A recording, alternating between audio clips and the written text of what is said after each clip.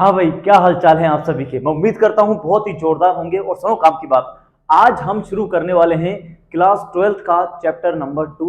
और भाई साहब बहुत बढ़िया टॉपिक आज हम लेकर आए हैं आपके लिए। चैप्टर का नाम है इलेक्ट्रिक पोटेंशियल एंड कैपेसिटेंस, या विद्युत विभव तथा धारिता। काम की बात सुनना, इस चैप्टर में सर है क्या, मेरी बात सुनना। हमारे घरों में बेटा जो लाइट आ रही है वो लाइट कितने वोल्ट की आती है? कि सर हमारे घरों में जो करंट आ रहा है वो आ रहा है 220 वोल्ट का। कितने वोल्ट का आ रहा है? 220 वोल्ट का। वो करंट क्या होता है? कि सर बचपन में हमने पढ़ा था कि आवेश प्रवाह की दर को विद्युत धारा कहते हैं। यानी जब इलेक्ट्रॉन फ्लो करता है तो इसी को क्या कहते हैं? हम लोग करंट कहते हैं। मतलब इसका मतलब इलेक्ट्रॉन एक जगह से हमारे घरों तक आकर पहुंच रहा है। कहां से आ रहा है? मान के चलो पावर हाउस ले लेते हैं, छोटा सा एग्जांपल। पावर हाउस से करंट आ रहा है, मतलब इलेक्ट्रॉन आ रहे हैं। ठीक है साहब। दूसरा आपने सुना होगा कि भैया वहां पे बिजली गिर गई। क्या गिर गई? बिजली गिर गई। बिजली कब गिरती है बेटा? जब दो बादल हैं, ये क्या है? दो बादल। जब बादल आपस में टकरा जाते हैं, जब भी टकराते हैं तो इनके अंदर क्या होता है? घर्षण होता है। और घर्षण से आवेश उत्पन्न होता है। और आवेश जो है वो बादलों से हमारी पृथ्वी पर जब आ जाता है, बादलों से कहा जाता है? पृथ्वी पर आ जाता है, तो इसको बोलते हैं हम घर्षण द्वारा आवेशन। मेन टॉपिक ये है कि आवेश बादलों से कहां तक आ रहा है? बताओ, पृथ्वी तक आ रहा है।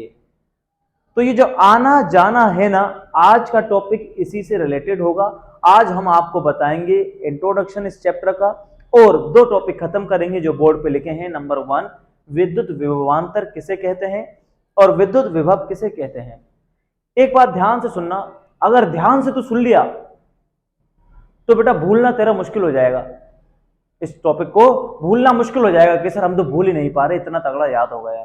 और फीलिंग आएगी वो अलग से। अब सुन काम की बात, टॉपिक शुरू करते हैं बिना देर किए। मुझे एक बात आप बता दो बस खाली, जैसा कि हम लोग पिछले चैप्टर में डिस्कस कर चुके कि भैया मान के चलो ये कोई क्यू आवेश है। कौन सा आवेश है बताओ? प्लस क्यू आवेश है सर। तो इसकी वजह से क्या होता है? इसकी वजह से होता है विद्युत क्षेत्र, यानी इलेक्ट्रिक फील्ड। इलेक्ट्रिक फील्ड क्या करता है सर? यानी इसकी वजह से इलेक्ट्रिक फील्ड है। और इसकी वजह से मान लो आर दूरी पर इलेक्ट्रिक फील्ड का फॉर्मूला कितना आया था हमारे पास? के क्यू बटे आर स्क्वायर। जिनको नहीं पता वो फॉर्मूला याद रखें, नहीं तो पहले वीडियो जाके जरूर देखें भैया ये फॉर्मूला कहां से आता है। क्यू की वजह से आर दूरी पर इलेक्ट्रिक फील्ड कितना होता है? ई बराबर के क्यू बटे आर स्क्वायर। अच्छा, आर की वैल्यू आप बढ़ाते जाओगे तो क्या ई की वैल्यू कम होती जाएगी? बिल्कुल कम होती जाएगी। और बेटा आर की वैल्यू अगर आपने अनंत रख दी तो विद्युत क्षेत्र का मान कितना हो जाएगा? 0 हो जाएगा, क्योंकि अनंत का भाग किसी भी संख्या में दोगे ना तो विद्युत क्षेत्र कितना हो जाएगा? 0 हो जाएगा। अच्छा सर, पॉइंट एक ये याद रखना है चैप्टर को समझने के लिए कि अनंत पर विद्युत क्षेत्र कितना होता है? 0 होता है। अनंत पर विद्युत क्षेत्र कितना होता है? 0 होता है। और विद्युत क्षेत्र होता किसका है? क्यू आवेश का होता है। इतनी बात समझ में आ गई तो आजा पहला टॉपिक लेते हैं हम, इलेक्ट्रिक पोटेंशियल या पोटेंशियल डिफरेंस। क्या है सुनना मेरी बात कान खोल के। बेटा मान के चल तेरे पास ये प्लस क्यू आवेश है। कौन सा आवेश है? प्लस क्यू आवेश है। अच्छा सर, इसके कारण आर दूरी पर एक पॉइंट कौन सा है? पी। आर दूरी पर एक पॉइंट है, तो भाई एक सेकंड, आर दूरी पर एक पॉइंट कौन सा है? मान जा यार, पी है। पी पर विद्युत क्षेत्र बताओ कितना होगा? जल्दी से बोल दे बेटा, जल्दी से बोल दे कितना होगा? के क्यू बटे आर स्क्वायर। अब सुनना, मैंने क्या कहा? आवेश को एक जगह से दूसरी जगह लेकर आएंगे। मान के चलो यहां पर कोई आवेश स्थित है, यहां पर कोई आवेश स्थित है क्यू नोड। जाना पहचाना लग रहा है क्या? क्यू नोड कौन सा आवेश है बेटा? परीक्षण आवेश। परीक्षण आवेश किसी समय पर विद्युत क्षेत्र में बिंदु ए पर है। किसका विद्युत क्षेत्र है? इस वाले का विद्युत क्षेत्र है, किसी समय पर बिंदु ए पर स्थित है। अब मैं इसे ए से कहां तक लाना चाहता हूं? ए से ला करना चाहता हूं, ऐसे कहां तक? मान लो बी तक, बी लिख लेते हैं। बिंदु ए से बी तक लाना चाहता हूं तो मुझे क्या लगाना पड़ेगा? कि सर आपको फोर्स लगाना पड़ेगा। फोर्स लगा के तो लाऊंगा। फोर्स क्यों लगाना पड़ेगा? क्योंकि बेटा ये कौन सा आवेश है? प्लस। ये वाला प्लस हमारे परीक्षण आवेश को इधर की तरफ प्रतिकर्षित करेगा। कौन से बल से? कूलाम बल से। या Fe जिसको बोलते हैं इलेक्ट्रोस्टैटिक फोर्स। बात आई समझ में नहीं आई? ये वाला प्लस Q इस पर इधर की तरफ क्या लगाएगा? प्रतिकर्षण बल लगाएगा। क्यों लगाएगा? क्योंकि इसका विद्युत क्षेत्र है तो ये तो ज्यादा है, इसका विद्युत क्षेत्र है। ये यूं कह रहा है हमारे घर में कोई आएगा तो हम तो इसको भगाएंगे, लेकिन अगर इस चार्ज को मैं लेकर जाऊंगा तो ये थोड़ा सा ढीला पड़ जाएगा कि अच्छा सर ला रहे हैं तो लाने दो, लेकिन मन में तो इसके गुस्सा रहेगा भाई, मन में तो क्या रहेगा? इसकी गुस्सा। अब सुनो, मैं इस आवेश को बिंदु ए से बी तक लेकर जाता हूं तो मुझे कुछ ना कुछ क्या करना पड़ता है कि सर आपको कार्य करना पड़ता है। अच्छा साहब सुनना ध्यान से, सुनना ध्यान से, मैं क्या बोल रहा हूं, मैं क्यू नोट को बिंदु कहां से कहां ले जा रहा हूं बताओ? कि सर बिंदु ए से कहां तक लेके जा रहे हो? बी तक। तो मैंने क्या किया? कुछ कार्य किया, कुछ वर्क किया।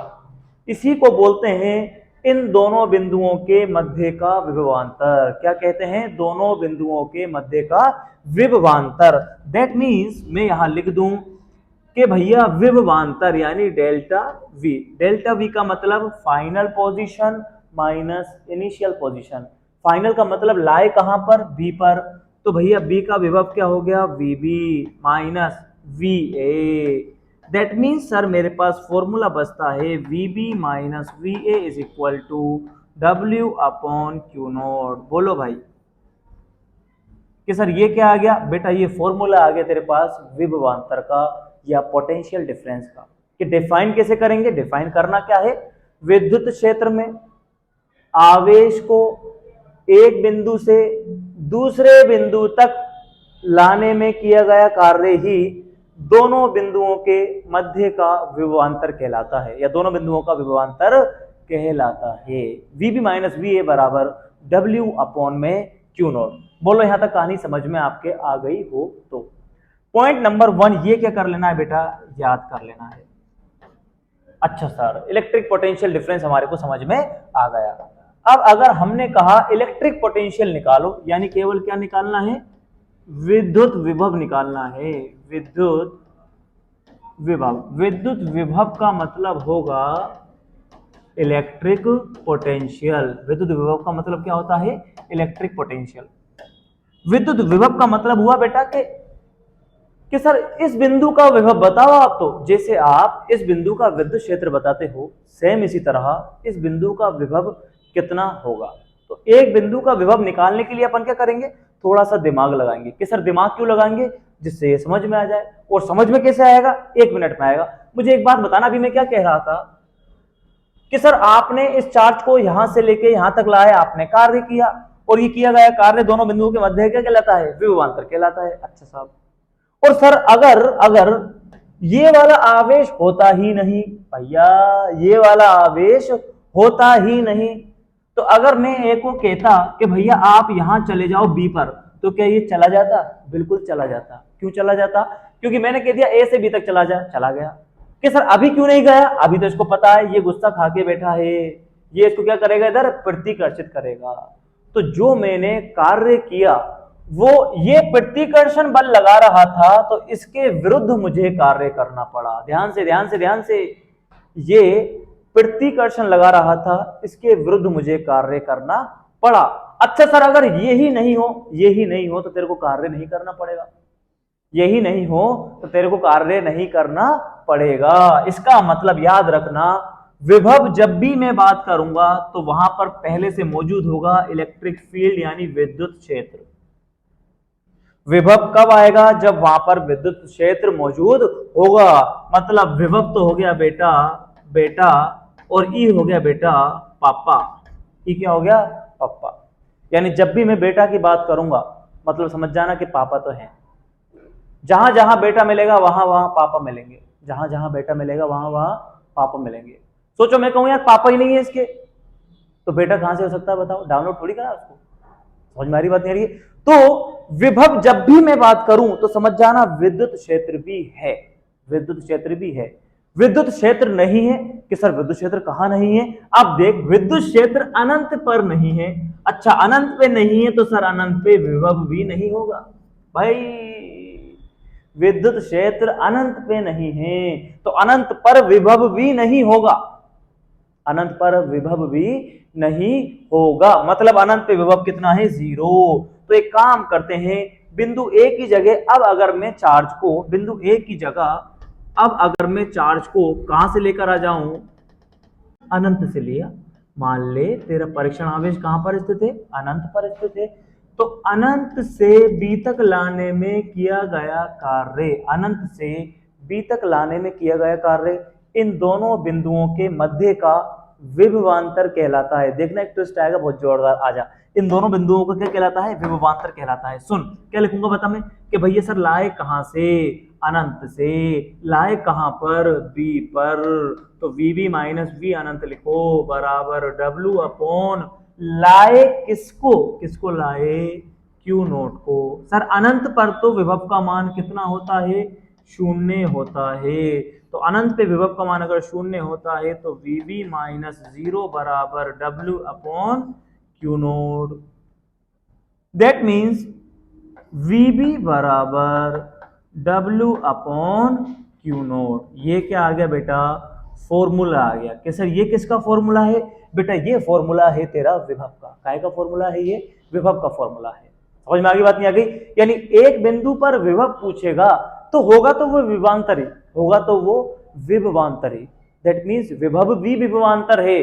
जब भी मैं बोलूं इस बिंदु का विभव बता, मतलब आवेश कहां से आ रहा होगा, अनंत से। दिमाग में इस सीन को चलाना। मैंने कहा इस बिंदु का विभव 50 वोल्ट है, मतलब क्या है कि भैया आवेश को अनंत से यहां तक लाने में किया गया कार्य, यानी अनंत को, आवेश को अनंत से यहां तक लाया हूं मैं। समझ आ गई बात, नहीं आ गई? अब आते हैं बेटा इसके यूनिट डायमेंशन पर, और ये कैसी राशि है। पॉइंट नंबर 1, विभव जो है वो कैसी राशि है बेटा, याद रखना अदिश राशि है। विभव कैसी राशि है बेटे, अदिश। अदिश का मतलब होता है, याद रखना, स्केलर, स्केलर क्वांटिटी है। विभव कैसी राशि है, स्केलर क्वांटिटी है। दूसरा इसका मात्रक बात करते हैं, आइए कि सर मात्रक निकाल के बताओ, मजा आएगा मात्रक में। मात्रक में तो मजा आता है। एसआई मात्रक बोलो, V बराबर फॉर्मूला कितना है, W अपॉन क्यू नोट। तो एसआई मात्रक बताओ कैसे निकालेंगे, W का मात्रक क्या होता है, जूल। क्यू नोट का मात्रक क्या होता है, कूलम। तो क्या हो गया बताओ, जूल बटे कूलम। अच्छा सीजीएस मात्रक बताइए सर, सीजीएस में और ज्यादा मजा आएगा। सीजीएस कैसे निकालेंगे, जूल। जूल का मात्रक हो गया अर्ग, और कूलम का मात्रक हो गया स्टेट कूलम। कूलम का मात्रक क्या हो गया, स्टेट कूलम। अब एक जोरदार चीज, कूलम का सीजीएस मात्रक होता है स्टेट कूलम। ऐसे ही वोल्ट का दूसरा मात्रक भी है बेटा इसका। क्या मात्रक है इसका, वोल्ट। वोल्ट का सीजीएस मात्रक होता है स्टेट वोल्ट। वोल्ट का सीजीएस मात्रक होगा स्टेट वोल्ट। अब एक जोरदार चीज कि सर इनमें रिलेशन निकालो, किस किस में, वोल्ट और स्टेट वोल्ट में रिलेशन निकालो। तो बताओ वोल्ट किसके बराबर होगा, कि सर वोल्ट बराबर होगा जूल बटे कूलम के। JOULE जूली बटे COULOMB कूलम। अच्छा सर बताओ एक जूल में कितने अर्ग होते हैं, 10 की घात 7 अर्ग। ये क्या चीज आ गई बेटे, 11वीं में पढ़ते हैं हम। एक जूल में कितने अर्ग होते हैं, 10 की घात 7 अर्ग होते हैं। कूलम, एक कूलम में कितने स्टेट कूलम होते हैं, 3 गुणा 10 की घात 9 स्टेट कूलम। 3 गुणा 10 की घात 9 स्टेट कूलम। अब जब इसको सोल्व करेगा तो 10 की घात 7 से 7 कट जाएगी, नीचे कितनी बचेगी, 10 की घात 2। तो 1 बटे कितना रह जाएगा नीचे, कि सर 1 बटे 300। और अर्ग बटे स्टेट कूलम किसके बराबर होता है बताओ, स्टेट वोल्ट के। तो यहां लिख दो स्टेट वोल्ट बराबर वोल्ट। तो बेटा 1 वोल्ट में कितने स्टेट वोल्ट होते हैं, 1 बटे 300 स्टेट वोल्ट होते हैं। 1 वोल्ट में कितने स्टेट वोल्ट होंगे, 1 बटे 300 स्टेट वोल्ट होंगे। कैसी राशि, अदिश, मात्रक वोल्ट या जूल बटे कूलम, और स्टेट वोल्ट और वोल्ट में रिलेशन। अब निकालते हैं इसकी विमा। क्या निकालते हैं इसकी विमा, बताओ बताओ बेटा। V बराबर फॉर्मूला कितना आया तुम्हारे पास, कि सर V बराबर W अपॉन Q। आपको जिंदगी में कम से कम कार्य की विमा याद होनी चाहिए अगर आपके पास साइंस, मैथ या बायोलॉजी है और आप फिजिक्स सब्जेक्ट पढ़ रहे हैं। सीरियसली बात है, किसकी याद होनी चाहिए? कार्य की विमा आपको एटलीस्ट याद होनी चाहिए, वरना बहुत शर्म की बात रहेगी। ये बताओ कार्य की विमा कितनी है? m1 शाबाश, और बता l2, हाँ और बोल t-2 शाबाश, कितनी है? m1 l2 t-2, m1 l2 t-2। ठीक है साहब, तुमने बताइए, मैंने कुछ नहीं किया है। अच्छा, आवेश की विमा बताओ कितनी है? कि सर आवेश की विमा है 80, तो m1 ओके, l की पावर 2 लिख दूं, शाबाश, और बता t की पावर 1 है, ऊपर जाके कितनी हो जाएगी? बता कितनी हो जाएगी? हाँ -3, a की पावर 1 है, ऊपर जाके किसकी हो जाएगी? बोलो किसकी हो जाएगी? माइनस की। शाबाश, बहुत बढ़िया, होशियार बच्चे हो सारे। यहाँ पर हमारा हो जाता है विद्युत विभवांतर खत्म। आज हमने जाना विभव के बारे में और विभवांतर के बारे में, इलेक्ट्रिक पोटेंशियल के बारे में और पोटेंशियल डिफरेंस के बारे में। तो इंट्रोडक्शन वीडियो बनाया गया है ये। आज हमने माइक का इस्तेमाल किया, देखते हैं इसकी आवाज़ की क्वालिटी कैसी है। इसमें हम थोड़ा उछल कूद करके नहीं पढ़ा पाए, जैसे और वीडियो में पढ़ा रहे हैं हम, और ये धुआंधार, क्योंकि आवाज़ क्या है इसमें चुभती है। तो आप एक बार कमेंट कर देना कि माइक के बनाए या बिना माइक के। और माइक बेटा महंगा वाला आता है, वो 20,000 का आता है यार, रोड वगैरह का जो बड़े बड़े कोचिंग वाला 20,000 रुपये भी है नहीं, जोड़ करके मैं एक माइक ज़रूर लाऊंगा। लेकिन अभी व्यूज़ अपन के कम आ रहे हैं ना, 60-70 हज़ार व्यू आते हैं वीडियो पे, ये थोड़े से कम है, 1 लाख तक पहुँचे, उसके बाद हम बात करते हैं। हिंदी माध्यम के बच्चों के लिए हम लेकर आए हैं कौन सी सीरीज़? कक्षा 12वीं। इसमें इंग्लिश की टर्मिनोलॉजी का यूज़ करेंगे हम, जिससे आप भविष्य में जाके डॉक्टर बन पाओ अच्छे। ठीक है, चलो मिलते हैं फिर नेक्स्ट वीडियो में। बहुत बहुत धन्यवाद।